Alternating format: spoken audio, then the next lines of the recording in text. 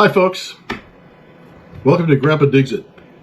I just wanted to do a brief video and tell you a little bit about how I started working on this. I never did any gardening before I retired. And I kind of want to encourage people to take up gardening. It's a very fulfilling hobby, and you can take it up in your retirement, even if you haven't done any gardening before. I'll tell you my story. One of the things I did every day is go for my walk, trying to get my 10,000 steps in. How many times have we heard our doctor talk to us about that, right? So every day I'd go out for a walk around the neighborhood, and I'd walk in a kind of a circle and see the same things all the time. And, you know, come rain or shine, I'd be out there doing the same old boring walk. After a while, it got pretty boring. I was getting my steps in, and all that was good. But I got a 200-foot driveway, and when I'd come back on my way home, I'd start looking around and I'd say, you know, I really need somebody to do this. And boy, I just need some more flowers on this area. And those roses look like they could use some work. So I took on a project or two and started watching videos on YouTube, learning a little bit about this stuff. And then all of a sudden it just became a real fun, enthusiastic hobby. I didn't know much about propagating plants, fertilizers, Zone 8A in Alabama, you know. So I learned from a lot of different people. I paid some people in the process, had some drip irrigation installed, paid some landscapers to bring in some massive stuff and some soil amendments and so on. But things like propagating hydrangeas or roses or gardenias. My neighbor across the street had a big gardenia bush, and I went over there and took a bunch of clippings from him. And I guess my point is that over this past maybe this is July 1st, maybe last 15 months, I now have a germination lab. I always got something going on in my yard. Looks a lot better. I watched a lot of videos and I had some successes and failures, but my point is, if you feel like taking up gardening, or you're looking for something to do that is just mildly physical, energizing, build enthusiasm for me, there might be something to try. Now, I'll tell you, I'm a novice at this, but I've got a lot of hydrangeas that I began. That was one of the first projects I worked on, is propagating hydrangeas in the gardenias and crepe myrtles, and there's a whole bunch of them out there in the yard. I've got crepe myrtles that are 5 feet high that I propagated last spring of, not this year but the year before. So I'm enjoying it. One thing I'll say is it also is a hobby of patience, and that's kind of good for me in some respects. I ran a business. I was an A+ personality and always go kind of thing.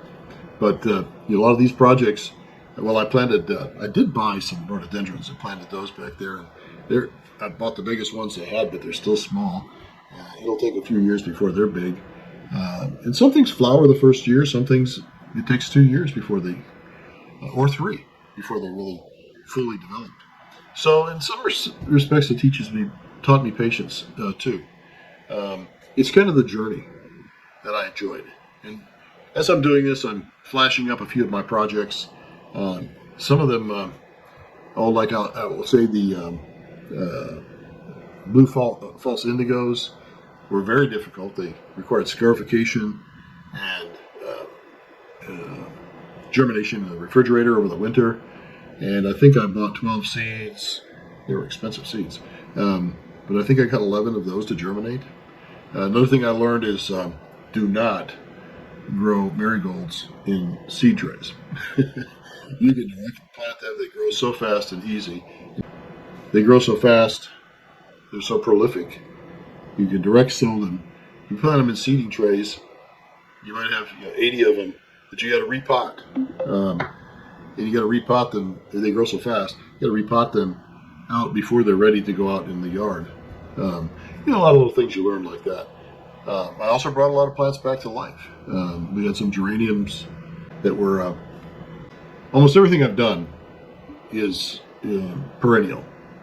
I feel if I'm going to take the time to do it, I'm going to, want it to last and grow for a long period of time.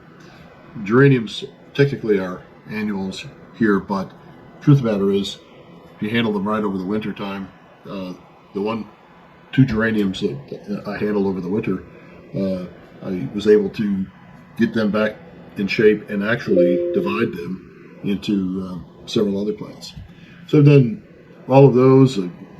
Some ferns that we've done, orange butterfly weed, several different kinds of hydrangeas. The coneflowers. Yeah, I bought some last year from the nursery. I think I spent $50 on 5 plants, $10 a plant. And they look great this year. I planted them last year. They didn't do well last year, but this year they're coming out like gangbusters. But then I found out I could buy a whole bag of purple coneflower seeds for just a fraction of the amount of money.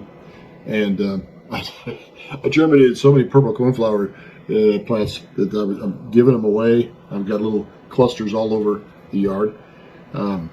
Salvias, blue salvias, we planted those. One thing I learned about those is they take a long time to pay back. I got some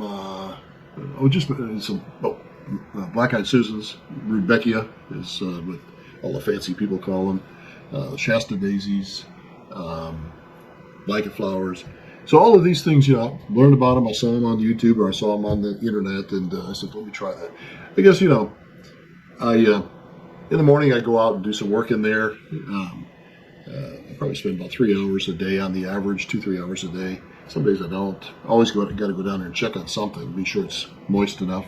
It's a very rewarding thing to look into one of your plastic totes where you've got some things growing and you just planted them a few days ago, and all of a sudden, this happened to me today. All of a sudden, I got a bunch of green shoots coming up. So, my point is to take a little bit of time and just say, and I know this isn't a fancy video or anything like that, but at an advanced stage, I always try to keep busy with things. I took this up, started teaching myself, and not only am I having some progress, some good results, and a lot of fun out there. There's a lot more things I planted that I haven't even mentioned, but it's good exercise and it's a lot of fun. So it's never too late to pick up a new hobby like gardening. Am I an expert? No. And in spite of my in spite of my ignorance in this area, I've found it to be a learning experience and having a little fun with it. So that's all I've got to say. Be interested in some comments. Leave them below, and I'll promise to read them all. Look for more videos on my channel. I'm having a lot of fun with it. See you later from Grumpet Digs It.